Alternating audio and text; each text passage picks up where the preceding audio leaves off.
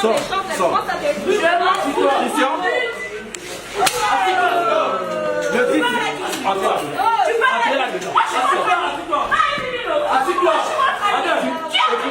Vous plaignez avec moi.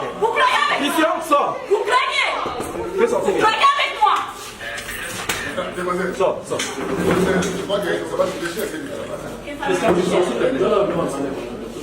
Mais on s'est réveillé ce matin, il y a une dame qui vient, qui se présente au nom d'une femme qui est connue, une célébrité. Actuellement, c'est une célébrité. Elle a cité le nom de Péniel Kalambaye.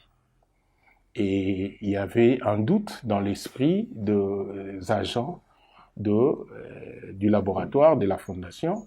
Ils se sont posés des questions. On est allé, d'ailleurs, moi j'ai conseillé pour que M. Attalé puisse aller checker sur Internet, voir si l'image de Péniel, c'est vraiment celle-là. Et on s'est rendu compte. La personne qui s'est présentée en premier, ce n'était pas Péniel, mais s'est présentée au nom de Péniel. Au nom de Péniel. Et lorsqu'on a saisi la dame, et la dame a contacté un certain Richard Kalemba, qui travaillerait, j'ai dit entre guillemets, à l'Institut national de recherche biomédicale qu'on appelle l'INRB. Et le monsieur s'est présenté, et par après, quelques minutes après, c'est Madame Péniel qui s'est présentée. La vraie Péniel, la véritable. Oui, pour se prévaloir de son nom. Et subitement, Monsieur Richard a disparu. Après avoir été entendu par les OPJ, le monsieur a pris la poudre d'escampette et à la suite, au lieu de se rabaisser, c'est Madame Péniel qui a voulu nous démontrer que les combats qu'avait fait Étienne Tshisekedi n'a pas de sens dans ce pays et on peut se permettre d'intimider n'importe qui et n'importe comment. Ce qu'on ne comprend pas bien dans cette affaire, c'est qu'on voit Péniel dans les images, les gens le regardent sans doute. Il est en train de brutaliser, il est quasiment insaisissable. Est-ce qu'il n'a pas le droit, parce qu'elle dit, d'ailleurs les gens l'entendent, qu'il y a usurpation d'identité, quelqu'un a utilisé son nom à son insu. Moi je pense que si elle est honnête avec elle-même, c'est à elle de nous accompagner pour que cette femme-là, qui a usurpé son identité, soit maîtrisée. Mais néanmoins, on n'a pas compris la relation de cause à effet qui existe entre la présence de cette dame, de Péniel, et on a cité le nom de monsieur Richard Kalemba. Richard qui a pris fuite. Qui a pris fuite, monsieur qui travaillerait, entre guillemets, dans une institution de ce pays qui est l'INRB. Et nous voulons savoir dans cette histoire et voir clair parce que les laboratoires Saint-Raphaël reçoit les calibres, les gens de toutes les natures. Surtout les diplomates, j'ai vu les diplomates des expatriés, voilà. Pardon, qui sont très nombreux. Là-bas, moi-même, mon dernier test, je l'ai fait là-bas, évidemment.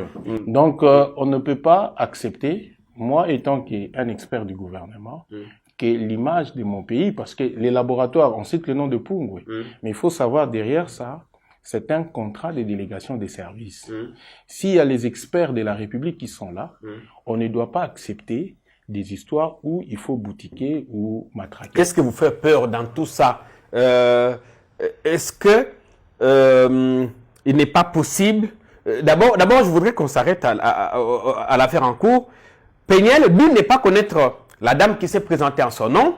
La dame dit également n'avoir jamais rencontré Péniel, mais les deux ont un ami en commun, le fameux Richard. Qui est Richard, en fait? Qui est Richard. Et nous voulons que la justice puisse aider l'État. Il faut en arriver jusque-là. Oui, il faut que la justice puisse aider l'État parce que la Fondation Maison Pungwe travaille pour le compte de l'État. C'est si sérieux que ça. C'est ça. Il faudra, c'est que nous sommes dans un État de droit. Dans le parti d'où moi je viens, où j'ai des responsabilités. De quel parti? L'UDPS. On a combattu, non pas pour revoir toutes ces bêtises. On a combattu un système. Il faudra que nous puissions évoluer pour que le système soit le plus meilleur possible. Mais le problème de Péniel est où? Parce que c'est quelqu'un d'autre qui s'est présenté en son nom et pas elle.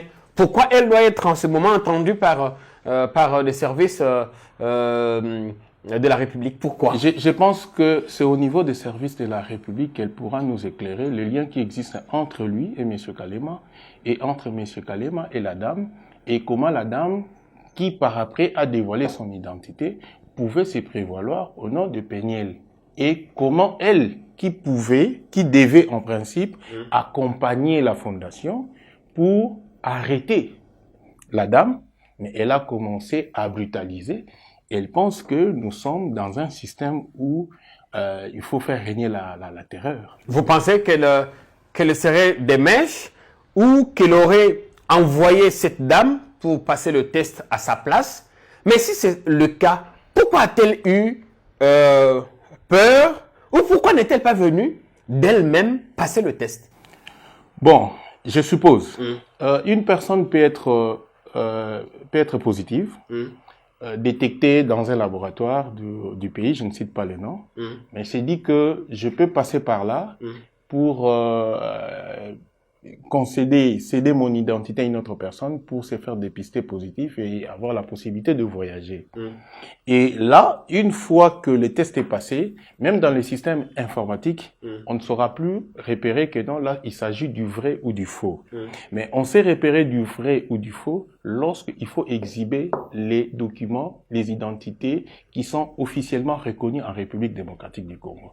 J'ai dit les passeports, le permis de conduire, ainsi que la carte d'électeur. Bon, maintenant, si, supposons que la dame ait réalisé et on a pu organiser le test, fait le test au nom de Péniel avec les excréments de cette dame-là qui est supposée être négative et que le résultat est négatif. Et par après, la vraie Péniel se rend à l'étranger. Lorsqu'on fait un test de contrôle, on se rend compte